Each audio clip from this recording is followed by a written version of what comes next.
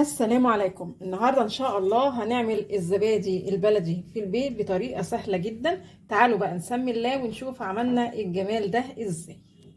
جبت هنا كيلو لبن وغليته كويس وبعدين سبته لحد لما يدفى.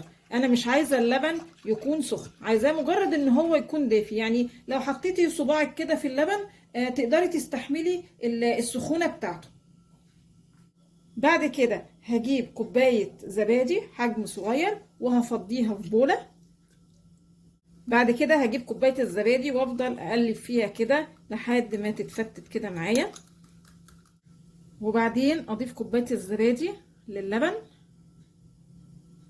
وبعدين اقلب الزبادي باللبن كويس قوي. والخطوة دي مهمة علشان الزبادي هنا يعتبر خميرة، فاوزعها في اللبن كله علشان كل اللبن معانا يبقى فيه خميرة ويتعمل معانا زبادي بشكل كويس.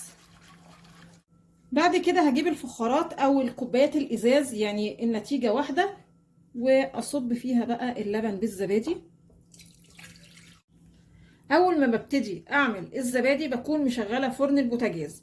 الشوية دي بقى اللي انا حضرت فيهم الزبادي بيكون الفرن سخن شوية، انا مش عايزاه برضو يبقى سخن قوي. انا دلوقتي طفيت البوتاجاز، هدخل بقى الصينيه والبوتاجاز مطفي، خدوا بالكم. هدخل الصينيه الفرن وهو مطفي لحد ما الاقي اللبن بقى اتحول لزبادي. طبعا الوقت ده بياخد 5 ساعات او ممكن 6 ساعات.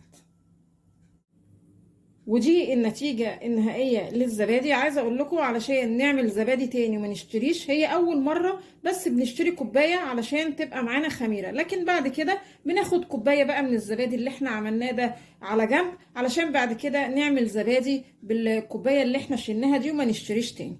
تعالوا بقى نشوف النتيجة. بصوا القشطة على الوش ازاي، بصوا، ومتماسك وزي الفل. بصوا قوامه كريمي وحلو قوي. يا رب النهارده الوصفه تكون عجبتكم، وانتظرونا ان شاء الله في فيديو جديد، وما تنسوش الاشتراك في القناه.